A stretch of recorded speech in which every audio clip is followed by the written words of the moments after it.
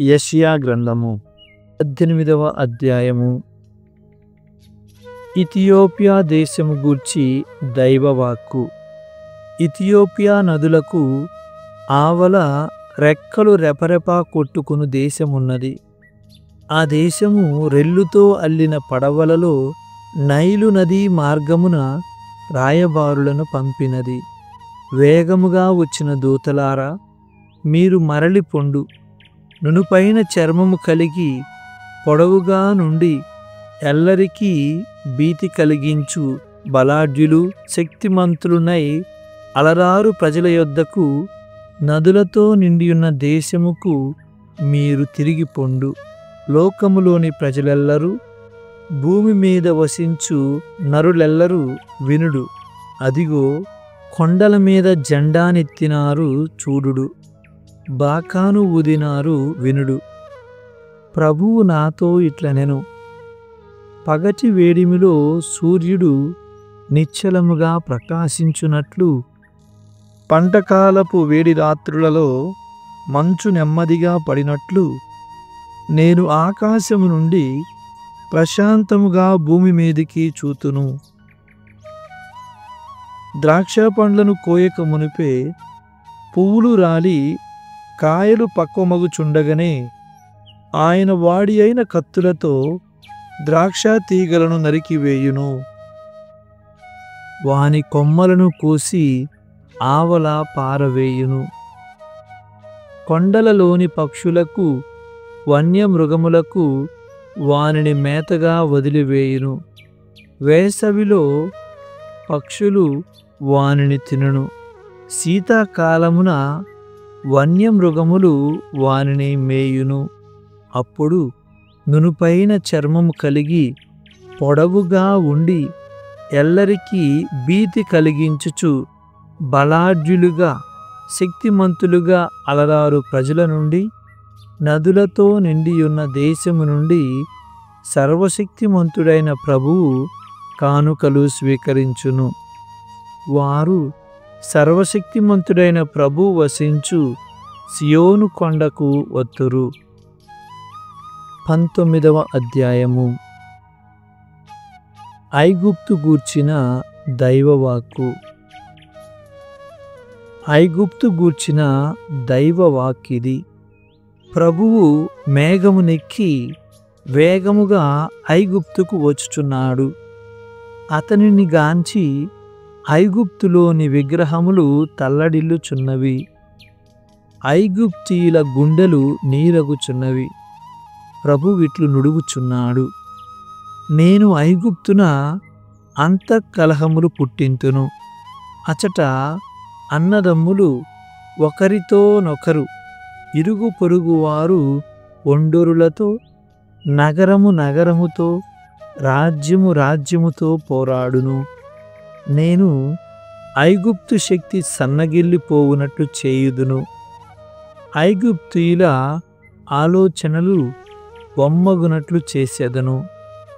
వారు విగ్రహములను, మాంత్రికులను, సోద చెప్పు వారిని, మృతులను, ఆవాహం చేయువారిని సంప్రదింతురు. నేను ఐగుప్తీయులను పీడకుని చేతికి అప్పగింతును. క్రూరుడైన రాజు వారిని పరిపాలించును. సర్వశక్తిమంతుడను ప్రభువునైన నా వాక్కిది. నైలు నదిలోని నీరు తగ్గిపోవును.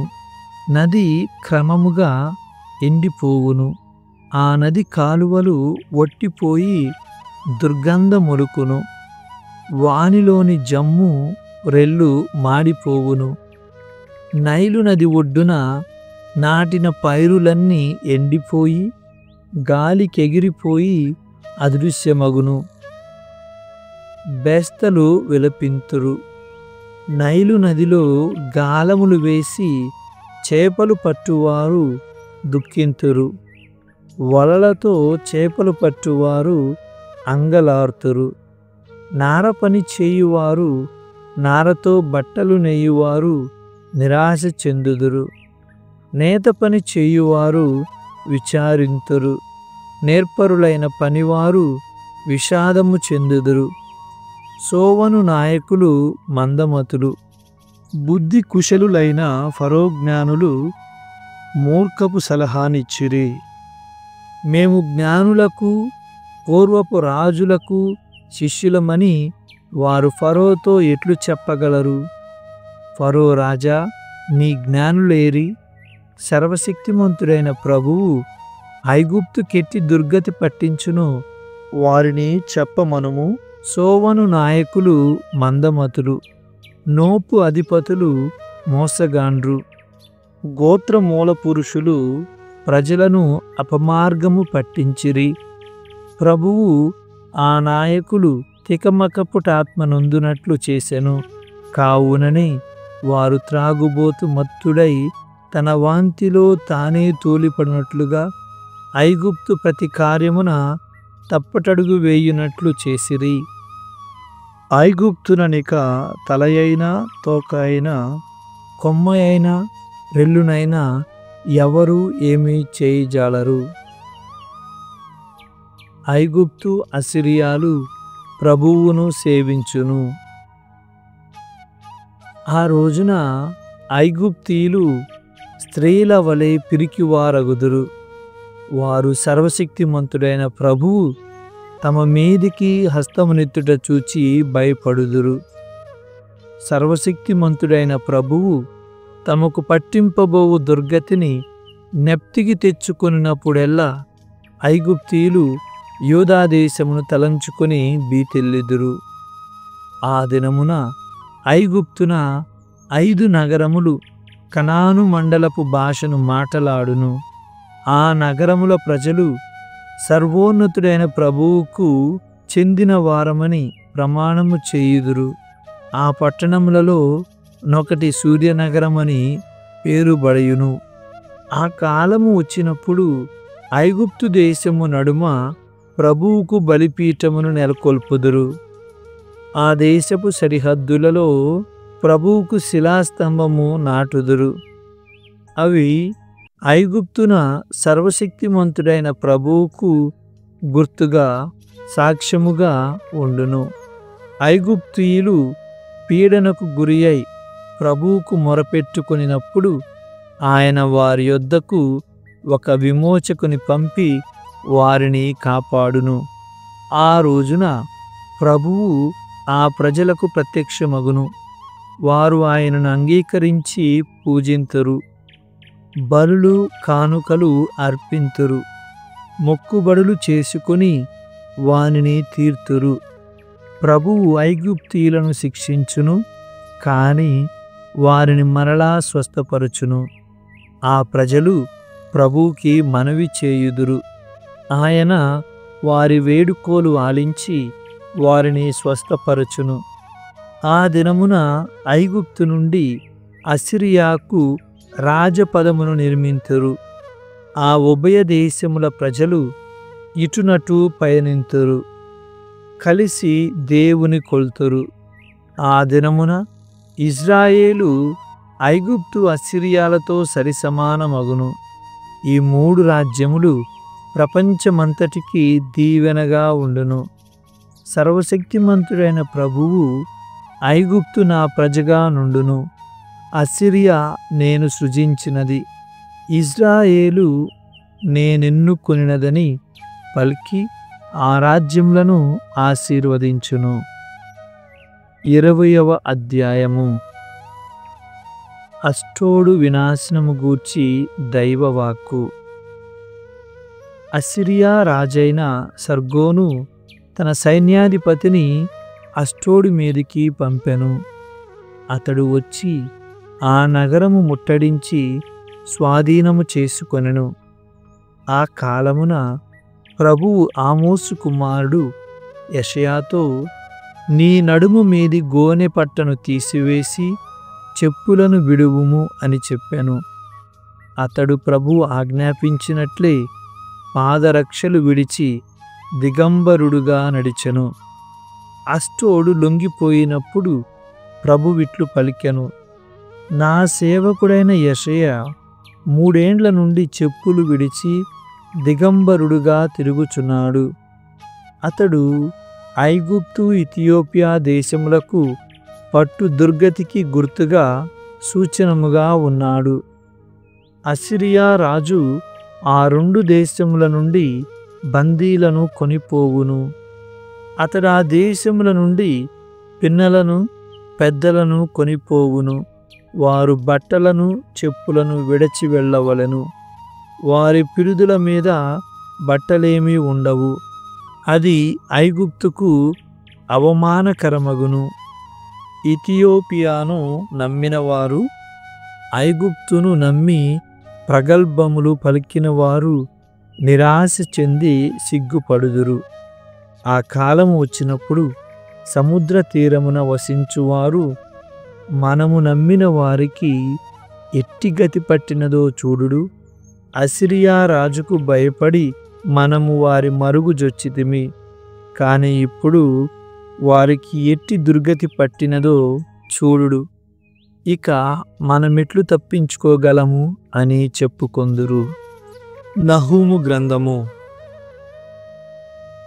1వ అధ్యాయము. నినెవే నగరము గూర్చిన దైవోక్తి. ఎల్కోషు నివాసి నహూము చూచిన దర్శన వృత్తాంతము. నినెవేపై ప్రభువు ఆగ్రహము. ప్రభువు అన్యప్రేమలను సహింపనివాడు, పగ తీర్చుకొనువాడు. ఆయన ప్రతీకారము చేయువాడు, కోపపూరితుడు. ఆయన తన శత్రువులను దండించును, వారిపై ఆగ్రహము వెళ్ళగ్రక్కును. ప్రభువు సులభముగా కోపింపడు, కాని మహాశక్తి సంపన్నుడు. ఆయన దోషులను శిక్షింపక వదలడు. ప్రభువు నడుచునప్పుడు తుఫానులు చెలరేగును.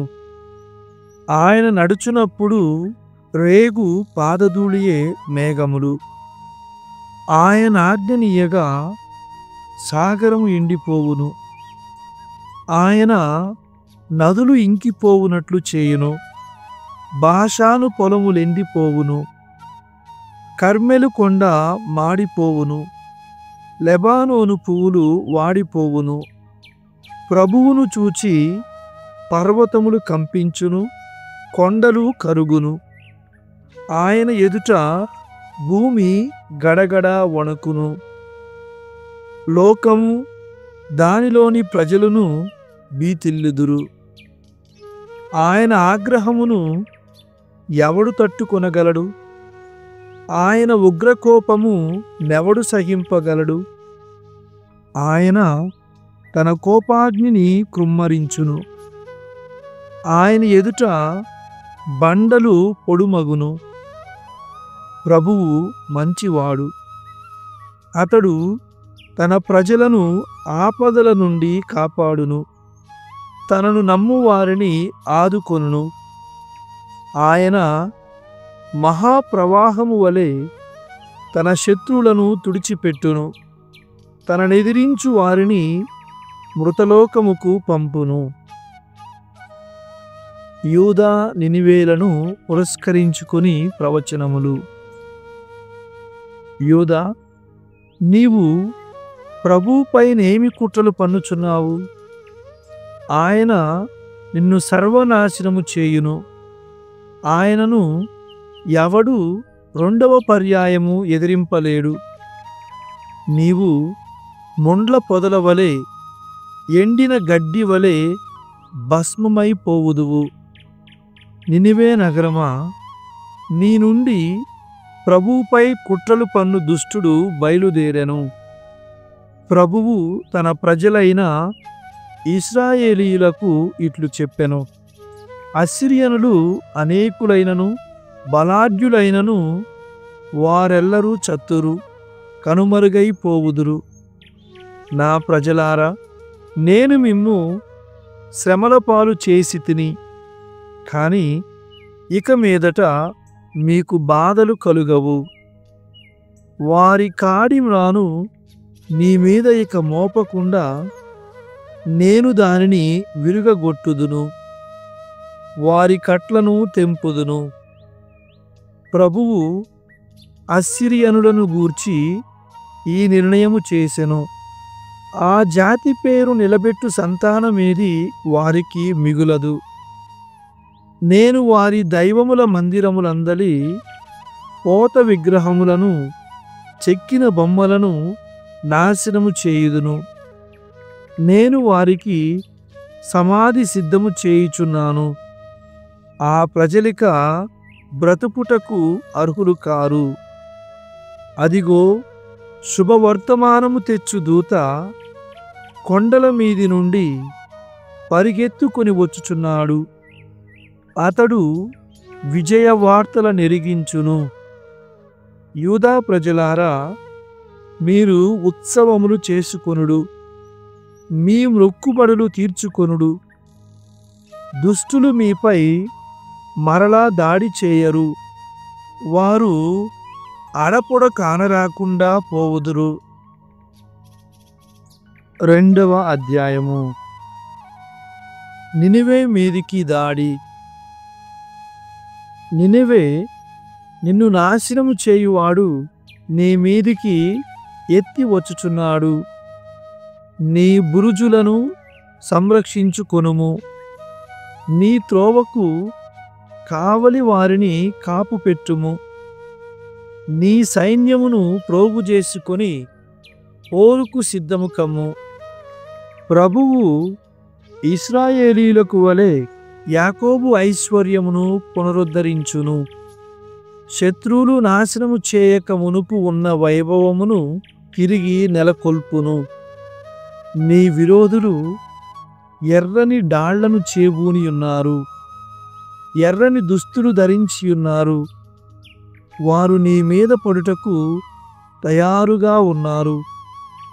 వారి రథములు నిప్పువలే మెరయుచున్నవి. వారి అశ్వములు పోరుకు ఉత్సాహించుచున్నవి. రథములు పురవీధులలో పరిగెత్తుచున్నవి. రాజమార్గమున ఇటూ నటు ఉరుకుచున్నవి. అవి దివిటీల వలె మెరయుచున్నవి. మెరుపుల వలె ఇటూ నటు దుముకుచున్నవి. సైనిక నాయకులను పిలుచుచున్నారు. వారు తడబడుచూ వచ్చుచున్నారు. శత్రు సైనికులు ప్రాకారము చెంతకు పరుగెత్తుచున్నారు. గోడలను కూల్చు యంత్రమును అమర్చి దానికి కప్పు వేయుచున్నారు. నదికెదురుగానున్న ద్వారములు తెరుచుకొనినవి. రాజప్రాసాదము భయముతో నిండిపోయినది. రాణిని బందీని చేసిరి. ఆమె పరిచారికలు గువ్వల వలె ఆర్తనాదము చేయుచు సంతాపముతో రొమ్ము బాదుకొనుచున్నారు. ఆనకట్ట తెగినప్పుడు ఒరవడిగా పారు నీటి వలె ప్రజలు నినెవే నుండి పరుగెత్తుచున్నారు. ఆగుడు, ఆగుడు అను కేకలు వినిపించుచున్నవి. కాని ఎవరునూ వెనుకకు తిరిగి చూచుటలేదు.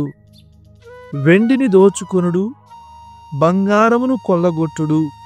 నగరమున సంపదలు అనంతముగా ఉన్నవి. ప్రశస్త వస్తువులు అనేకములున్నవి. నినివేను నాశనము చేసి కొల్లగొట్టిరి. అది పాడుబడెను. ప్రజల గుండెలు భీతితో కంపించుచున్నవి. మోకాళ్ళు వణకుచున్నవి. సత్తువ నశించినది. మొగములు తెల్లబోయినవి. పూర్వము సింహముల గుహవలే అలనారిన నగరము ఇప్పుడేది? అచట సింగపు కొదమలకు ఆహారము లభించడిది. అచట పోతు సింగము, పెంటి సింగము వేటకు వెళ్ళగా వాని పిల్లలు నిర్భయముగా మనిడివి. పోతు సింగము ఎరను చంపి ముక్కలు ముక్కలుగా చీల్చి పెంటి సింగముకు పిల్లలకు నిచ్చెడిది. అది తన గుహను చీల్చిన మాంసముతో నింపెడిది. సర్వశక్తిమంతుడైన ప్రభు విట్లనుచున్నాడు. నేను నీకు శత్రువునగుదును, నేను నీకు శత్రువునగుదును. నీ రథములను కాల్చివేయుదును, నీ సైనికులు పోరున చత్తురు. నీవు కొల్లగొట్టి తెచ్చిన సొత్తును నేను కొల్లగొట్టుదును. నీ దూతల బెదిరింపులనిక ఎవరూ లెక్క చేయరు. సామెతల గ్రంథము 10వ అధ్యాయము. తుఫాను లేచినప్పుడు దుర్మార్గుడు నిర్మూలమగును, కాని సత్పురుషుడు దృఢముగా నిల్చును. పంటికి పులుపు కంటికి పొగ ఎట్టులో సోమరిని పనికి పంపిన వానికట్లుండును. దేవుని పట్ల భయభక్తులు చూపువాడు దీర్ఘాయుష్మంతుడగును, దుష్టుడు అల్పాయుష్కుడగును. ధర్మాత్ముల కోరికలు ఆనందమును చేకూర్చును, కాని దుష్టుల కోరికలు వమ్మగును.